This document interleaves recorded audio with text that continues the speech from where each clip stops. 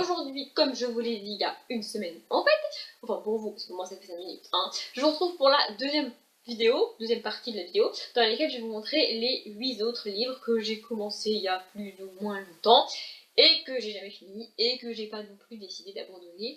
Du coup il y en a 8 comme la semaine dernière, donc bah c'est parti.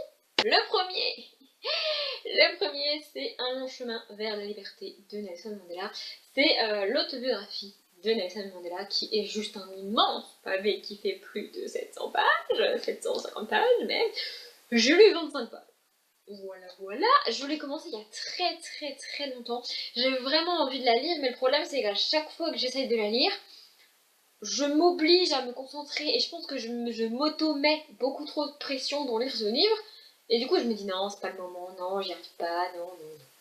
Il faudrait juste que je le lise sans stress et en me disant que, au pire des cas, si j'aime pas le livre, c'est pas grave, ça voudra pas dire que j'aime pas le personnage, ça voudra pas dire que je ne reconnais pas que c'est un grand personnage et que je ne reconnais pas tout ce qu'il a fait pour ses semblables et dans la vie et tout. Mais en fait, c'est ça, j'ai peur de pas l'aimer et je sais pas, ça me bloque, je n'arrive pas à le lire, ça me perturbe beaucoup. Mais je veux vraiment le lire, en fait, je veux vraiment le lire et je veux vraiment l'aimer. Et du coup, je me mets la pression toute seule. Mais il faudrait que je le lise. Et puis aussi, le fait que ce soit super épais et qu'en plus, comme pour je sais plus quel autre livre, c'était quoi? Putain, ça fait 5 minutes pour moi et je m'en rappelle déjà plus. C'était Les Trois Mousquetaires. Les passations de chapitres se font en plein milieu comme ça. Donc c'est super dense, super lourd, super long à lire. Faudrait que je me motive, que je mette une espèce de challenge de lire un chapitre par semaine. Ouais, pas un chapitre par jour, pas non plus déconner, un chapitre par semaine. Genre tous les dimanches après-midi, quand j'ai pas rien à faire, je lis un chapitre. Je vais essayer de faire ça. Du coup, je vous en parle dans 1000 ans parce qu'il y a plus de 80 chapitres, hein, vous l'avez vu. Il y a combien de chapitres? Attendez, j'ai regardé ça vite fait. Il y a 114 chapitres. Donc voilà, je crois que j'en suis au chapitre 2, ou peut-être 3, je ne sais plus. J'en suis à la page 24, je l'ai dit. Oui, donc je suis au chapitre 3. Voilà, je pense que je vais essayer de tous les dimanches après-midi, ou samedi après-midi, ou vendredi soir, ou lundi soir, enfin un jour de la semaine fixe, de lire un chapitre de ce livre. Le suivant, c'est Ferry de Raymond E. Feist. Je l'ai commencé au mois de mai, celui-ci c'est sûr, pour le challenge du mois de la fantasy. Ça serait bien que je le lise avant le prochain mois de mai, pour le terminer en moins d'un an. Combien j'ai de pages? Pas beaucoup, 28 pages. Ah, vous voulez que je vous montre mon marque-page aussi, comme j'ai fait dans mes vidéos? Voilà, c'est un marque-page avec des flashs, c'est oui. Bref. Mais en fait, ce qui m'a perturbée, c'est que moi, je m'attendais à de la bonne, grosse fantasy, un beau monde de fantasy. Et le début, c'est l'histoire d'un contemporain avec un papa, une maman, des enfants. Je crois qu'il y a des jumeaux dans le délire. Et puis voilà, c'est le quotidien d'une famille dans notre monde à nous. Elle est où la fantaisie? Elle est où la magie? Bon, je crois que j'ai arrêté pile au moment où la fantaisie va démarrer, c'est-à-dire à la page 28. Franchement, pour tout vous avouer, j'ai pas décidé d'abandonner ce livre au moment où je l'ai arrêté, enfin, au moment où je l'ai mis en pause, parce que c'est Raymond E. Feist, parce que c'est l'un des plus grands noms de la fantasy, parce que toutes les personnes fans de fantasy qui lisent beaucoup de fantasy n'arrêtent pas de dire et de répéter qu'il faut lire Raymond E. Feist. Donc je me suis dit, c'était juste pas le moment, on verra ça plus tard. Mais franchement, je vais le reprendre, peut-être pas tout de suite, mais je vais le reprendre un jour, et si ça passe pas, et ben ça passe pas. Je vais pas insister parce que tout le monde a aimé et parce que c'est Raymond E. Feist. Au mieux, je lirai un autre livre de lui. Mais franchement, démarrer une histoire de fantasy par une histoire contemporaine dans notre monde à nous, c'est quoi l'intérêt? Voilà, moi ça me bloque. Le suivant, je l'ai lu au mois de janvier, je l'ai commencé au mois de janvier, c'est Pandemia de Franck Tillier. J'aime beaucoup, je crois que je l'ai dit vite fait dans une vidéo. J'ai commencé celui-là parce que c'est ma grand-mère qui me l'a donné, parce que c'est un policier thriller, et que Franck Tillier est un auteur que j'avais pas encore découvert. Et franchement, j'ai lu combien de pages? J'ai lu 94 pages. Et j'ai grand espoir que cet auteur me fasse, enfin, écrire des thrillers à peu près comme Maxime Chatham, c'est-à-dire des thrillers que je suis capable d'aimer, que j'ai envie de lire, que j'aime et qui passent un super moment et c'est trop génial. Et dans ce cas-là, vous allez me dire, bah alors pourquoi tu l'as pas fini? Pourquoi je l'ai pas fini? Parce qu'il se trouve que Pandemia est la 8e ou 9e enquête d'un enquêteur qu'on retrouve dans ce livre-là, et que à la page 94, je me suis effectivement, enfin ça fait référence à des enquêtes d'avant, des trucs qui sont passés avant, et je me suis dit, oh là là, stop, je vais reprendre les enquêtes de cette enquêteurs dans l'ordre dans lequel elles ont été écrites par Fontillier, et je reprendrai Pandemia après.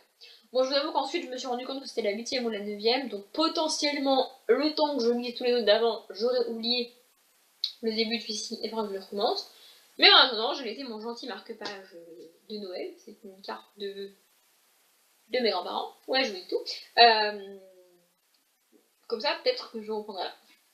Ah oui, et ça me perturbe aussi beaucoup parce qu'il y en a un qui s'appelle Nicolas. Bon là, il y a que Cédric qui comprendra, mais c'est pas grave, moi ça me perturbe. Le suivant, c'est La raison du cœur de Nicolas Sparks. Nicolas Sparks a écrit l'un des livres qui m'a fait le plus verser de larmes au monde, qui m'a le plus brisé le cœur au monde. Il a écrit une des histoires d'amour les plus tragiques du monde, en comptant Roméo et Juliette. Oui, oui, tout à fait. J'ai plus le titre là en tête, je vous l'écrirai quelque part parce qu'en plus ça a été adapté en film, donc si vous voulez pas lire le livre mais que vous voulez voir le film, vous pourrez. Ou alors peut-être que vous avez déjà vu le film et que vous ne saviez pas que c'était adapté d'un livre de Nicolas Sparks. Du coup, je ne sais plus trop comment j'ai acheté ce livre d'occasion, c'est bien ça, parce qu'il y a encore le prix à l'intérieur, qui reprend le papier et tout ça. Du coup, je l'ai commencé.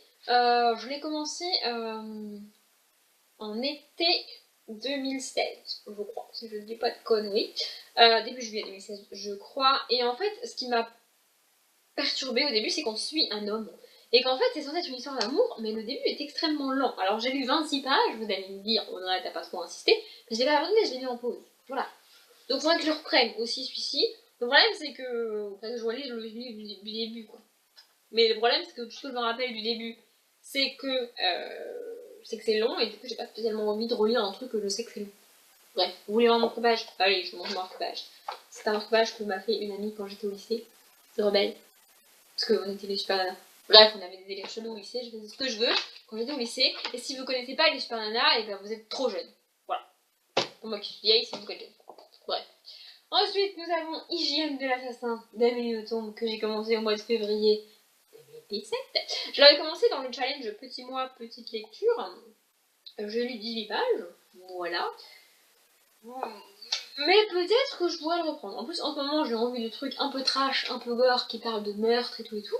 Donc, Hygiène de l'assassin, ça devrait rentrer dans ce truc. Et puis, je sais pas ce que vous en pensez, mais l'illustration est flippante. Ça fait un peu penser au parfum de Patrick Swayze. Enfin bref, je sais pas comment ça se dit. Mais voilà, vous voulez mon marque-page? Allez, je vous montre mon marque-page, c'est la description de mon prénom. Voilà, qui dit que je suis très intelligente, faite pour les matières scientifiques, tout ça. Ouais, je le connais par cœur à force de le lire. Bref, le suivant. Bon, le suivant, je vous le montre, je vous dis l'auteur, le titre, et je passe au suivant, sinon ça va m'énerver. La ferme des animaux, de George Orwell. Je sais pas si je vais le continuer. Ensuite, on a La nuit leur appartient, de Sylvia Day. Il y a de la poussière. Pourtant, il est dans mon armoire, celui-là. Bref. Sylvia Day, c'est celle qui a écrit Crossfire. Donc Crossfire, c'est une tétralogie, enfin une saga en 4 tomes.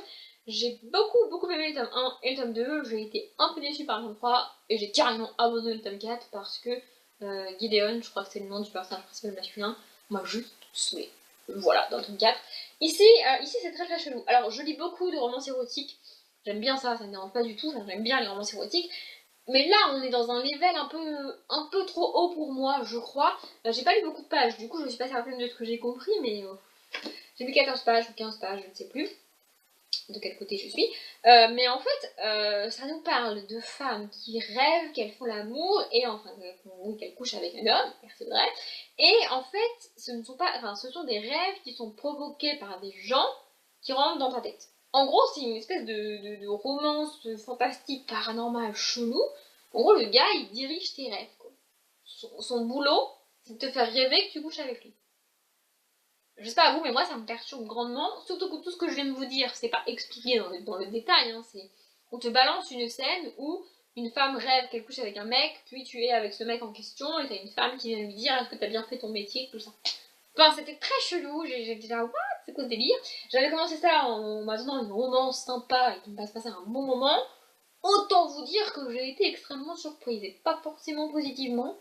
J'ai pas pour autant décidé d'abandonner direct parce que, encore une fois, 14 pages, c'est pas assez pour me faire un véritable avis sur le livre. Ouais, 20 pages, 20-25 pages, des fois c'est assez, mais 14 pages c'est pas assez. Bref, c'est ma logique, on s'en fout. Donc, voilà. Je pense que je vais le reprendre, mais le problème c'est qu'il y a beaucoup. J'ai même pas lu le prologue en entier, c'est vous dire. Bon, le prologue est très long quand même, hein. Peut-être que je vais sauter le prologue et démarrer l'histoire parce que le prologue est très chelou. Peut-être que je vais faire ça. Je ne sais pas. Surtout que j'ai le tome 2 dans ma tête. Bref. Et le dernier, c'est Where There ce soir de Patrick Covin. J'aime beaucoup Patrick Covin. Celui-ci, c'est celui que j'avais emmené cet été avec moi, donc je l'ai commencé au mois d'août. Mais en fait, donc j'ai pas lu grand chose, je sais même pas si mon marque-page est dedans. Ah si, il est dedans. Qu'est-ce que c'est que ce truc? Ah oui. Bah du coup, c'est ma place pour le festival de corrida, tout ça. Enfin bref, pas lancer un débat sur les taureaux et les corridas ici, sinon on a fini. Donc voilà, je l'ai commencé cet été, ça prouve que je l'ai commencé cet été, puisque mon marque-page est en rapport avec les corridas. Bref. Et en fait, donc j'avais emmené que ça, donc j'ai pas de résumé avec moi. Et en fait, le début est très très flou, je comprenais pas trop ce qui se passait, où on était, que je what. Donc j'ai ressenti le besoin de lire le résumé avant de lire le livre. Ça m'arrive rarement, mais quand le début du livre est très flou, que je suis perdue et que je sais pas c'est quoi le délire, lire le résumé ou au moins le début du résumé, ça me permet de me situer, de savoir où on est, à quelle époque on est, de quoi on va me parler, tout ça, tout ça. Chose que j'ai faite en rentrant, mais que là, tout maintenant, je ne sais plus de quoi ça parle. Voilà, je crois que ça parle d'une danseuse, d'un truc chelou. Mais franchement, le début du livre, c'est très très très chelou. J'en suis à la page 12, hein, donc j'ai effectivement pas lu grand chose. D'ailleurs, je me rappelle très bien, j'ai commencé ce livre, j'avais pas envie de sortir. On était donc chez ma grand-mère. Je vous raconte ma vie, mais la vidéo est bientôt finie. Si vous voulez partir, vous partez. Moi, je vous raconte ma vie. Bref. Donc, on était au Portugal. Donc, j'étais avec ma cousine et mes soeurs et tout et tout. Et en fait, donc, au Portugal, on a dormi dans un tout petit village. Il y a un bar dans un tout petit village. Et bah, c'est l'endroit où on se retrouve en fait avec tous les jeunes du village. Et il y a des soirs où on n'a pas envie de sortir. Donc il y a des soirs où on sort pas tout, où on sort pas du tout. Et ce soir-là, je me suis dit non, je vais rester là avec mon livre, je vais lire. Sauf que j'ai ouvert ce livre-là et j'étais complètement brûlée. Je savais c'est quoi ce délire, je comprends pas. Du coup, j'ai regardé ma cousine, j'ai fermé mon livre, j'ai dit ah vas-y, mon livre il me saoule, je le sors. Du coup, au lieu de lire, je suis sortie. Si ça avait été bien, j'aurais lu le livre. Mais du coup, je suis sortie et j'ai pas lu. Et quand je suis rentrée bah, de vacances, j'ai lu autre chose, j'ai fait autre chose et il attend toujours patiemment que je lise. Mais j'ai envie de lire un Patrick Covin, sauf que le fait que ce soit flou au début, ça me bloque. Donc je ne sais pas si je vais lire celui-ci. Peut-être qu'il va rejoindre la pile de livres que je vais potentiellement lire après cette vidéo. Parce que les trois que je vous ai dit dans la vidéo d'avant, que j'allais peut-être lire dans les semaines à venir, je les ai déjà mis à part par rapport aux autres. Donc il va peut-être aller avec ceux. Bref, je suis en train de divaguer et de blablater pour rien. Ça se trouve, j'ai perdu la moitié des gens qui sont partis quand j'ai raconté ma vie. Donc, je vais arrêter la vidéo maintenant avant qu'il n'y ait plus personne. Hein, c'est pas mal du tout. Voilà, j'espère que ça vous a plu. C'est deux petites vidéos qui sont assez différentes de tout ce que je fais d'habitude et que j'avais d'ailleurs vu nulle part ailleurs. Peut-être lancer un concept, qui sait. Bref, je divague carrément, j'arrête la vidéo. Comme d'habitude, je vous souhaite une bonne journée, un bon après-midi, un bon appétit ou une bonne nuit. Et je vous dis à bientôt.